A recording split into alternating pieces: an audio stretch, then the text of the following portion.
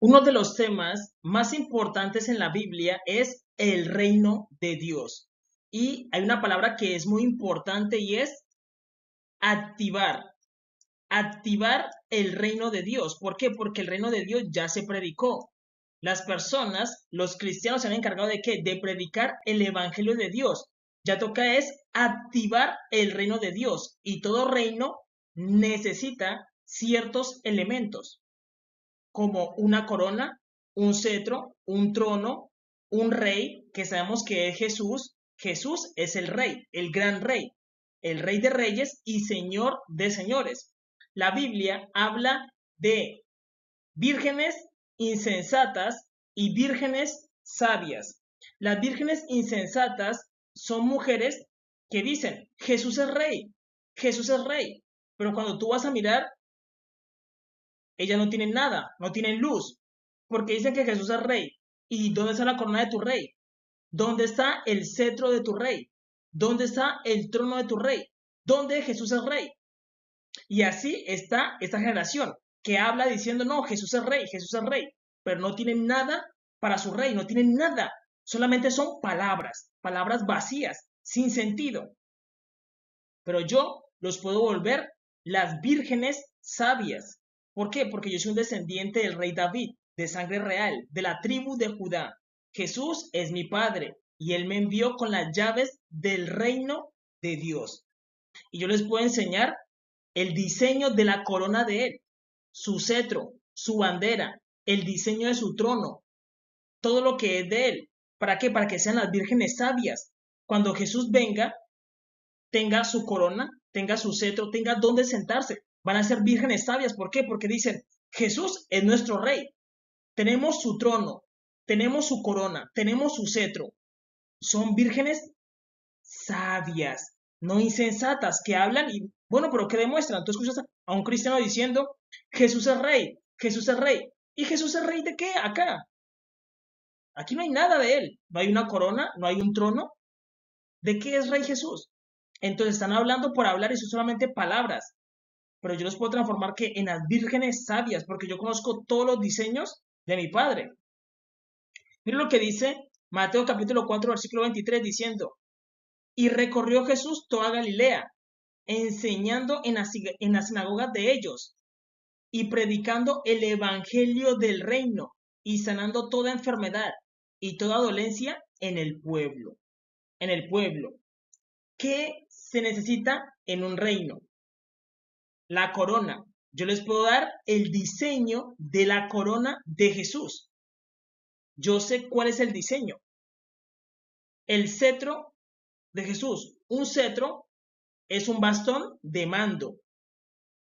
Un bastón de mando. Quien tenga ese bastón es la persona que domina en el territorio.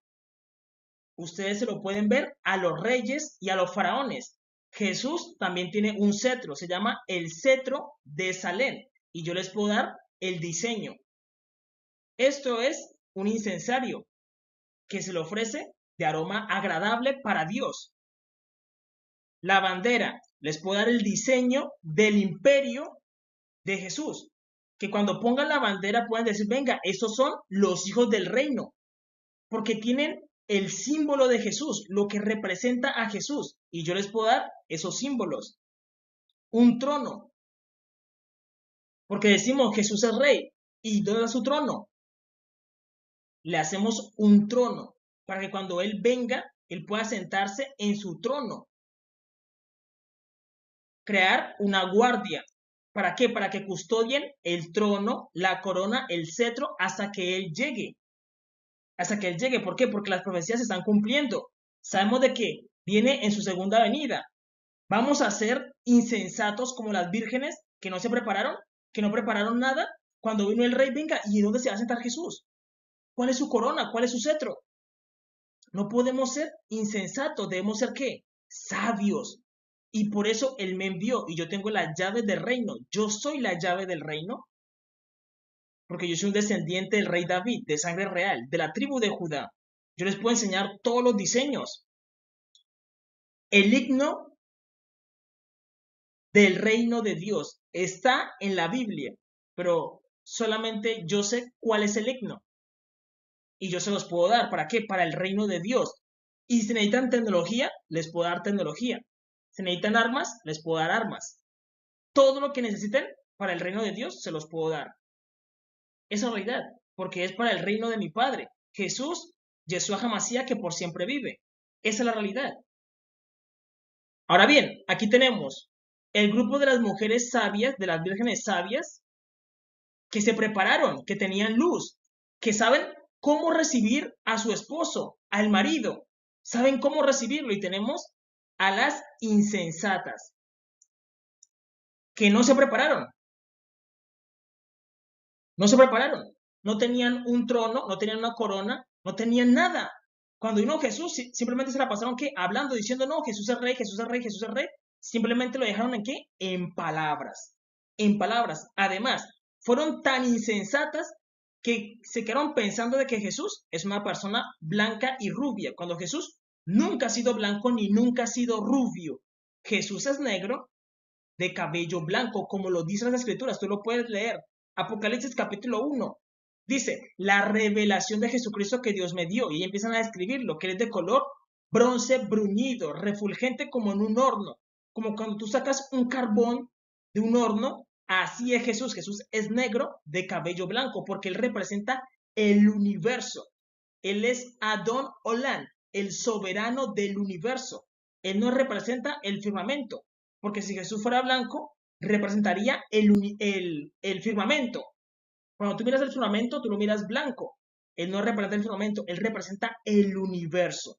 Por eso él escogió un tabernáculo negro y de cabello blanco, su pureza. Dice que su cabello es blanco como la lana. Daniel 10. Daniel tiene una visión con Jesús y lo mira y describe sus brazos y sus pies. Y dice que también es de color bronce bruñido, como los negros, como los morenos. Y su cabello es como el relámpago, blanco. Apocalipsis capítulo 4 dice que el que está sentado en el trono es como las piedras de jaspe y de cornalina. ¿Y cómo son las piedras de jaspe y de cornalina? Como los negros, como los morenos. Isaías 53 dice que él es como raíz de tierra seca, como los negros, como los morenos. Entonces las vírgenes sabias saben reconocer al marido y tienen todo lo que es del marido: la corona, la bandera, los himnos, el cetro, que es el cetro de Salem, porque el nombre sacerdotal de Jesús es Melquisedec. Él es Melquisedec, ese es su nombre sacerdotal. Su cetro, su corona, tiene todo lo que es del marido, pero las vírgenes insensatas no tienen nada. Simplemente se quedaron en palabras diciendo Jesús es rey, Jesús es rey. Simplemente palabras, palabras.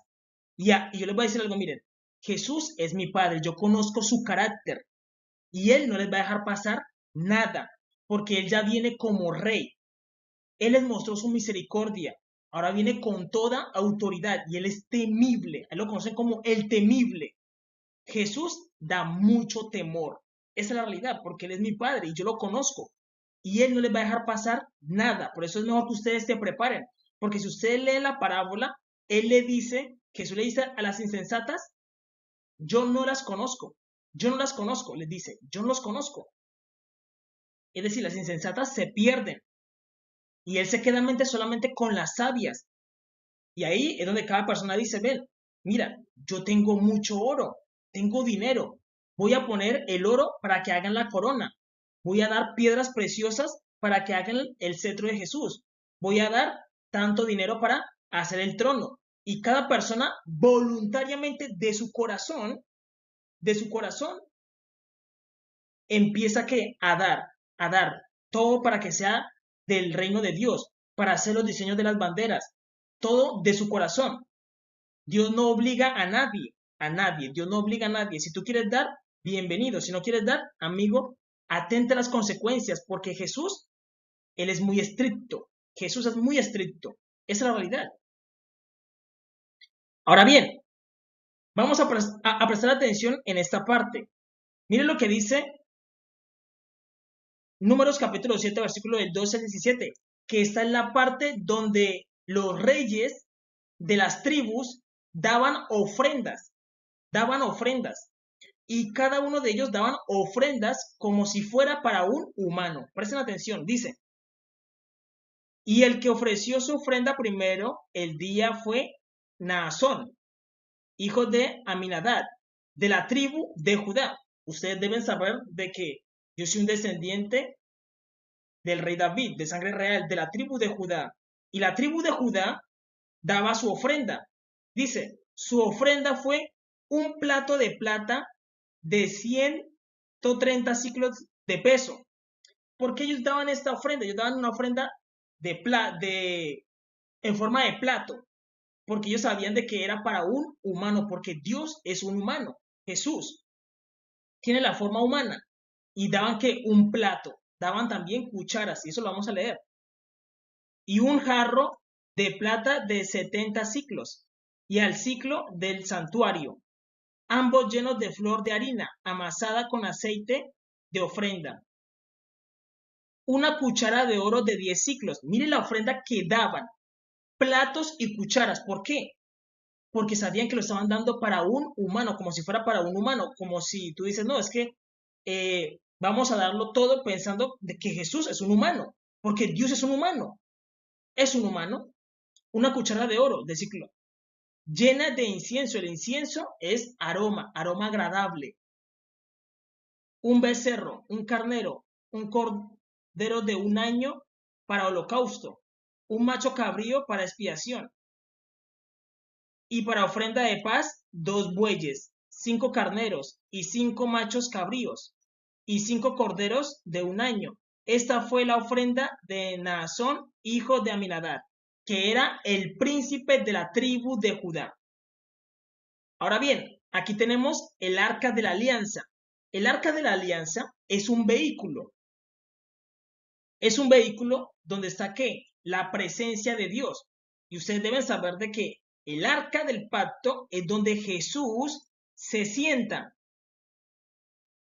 Se sienta. Porque es un vehículo para Jesús. Es un vehículo. Ahí la persona se sienta y ahí se proclama Rey de Reyes y Señor de Señores. Por eso debemos entender de que todas las ofrendas que ellos hacían era como si fuera para un humano. Los platos, las cucharas, el arca del pacto. Literalmente el arca del pacto es un asiento para que Jesús se siente. Esa es la realidad, es para que Él se siente. Los querubines hacen como un espaldar, donde Él se recuesta y se sienta, y es llevado por ¿quiénes? Por los levitas, por los sacerdotes. Esa es la realidad. Por eso la escritura dice que el rey David danzaba delante de Dios. ¿Y dónde estaba Dios? En el arca del pacto. Ahí estaba sentado, sino que no era visible para los de su alrededor, para los humanos, pero ahí estaba Dios y Dios estaba mirando cómo David danzaba para él. Es la realidad. Entonces, ustedes deben entender de que el arca del pacto y todas las cosas que se hacían como si fuera para un humano, porque se entendía de que Dios era un humano. Un humano. Incluso los panes de la proposición, donde se pone la mesa, cuando David los comió, sabía que los panes eran para Dios. ¿Por qué? Porque todo era en forma de un humano. La mesa que se hacía de oro, los sacrificios, todo. Por eso ustedes deben entender de que ya es tiempo de no predicar más, sino de que las personas que digan, venga, pongámonos a trabajar para activar el reino de Dios y yo les puedo dar todo lo que necesiten. Esa es la realidad. Porque Dios me envió con todo aquí. Y yo solamente les digo, miren, hagan esto, hagan esto. Esto es para esto y eso es para esto. Porque yo conozco todo lo que es del reino de Dios.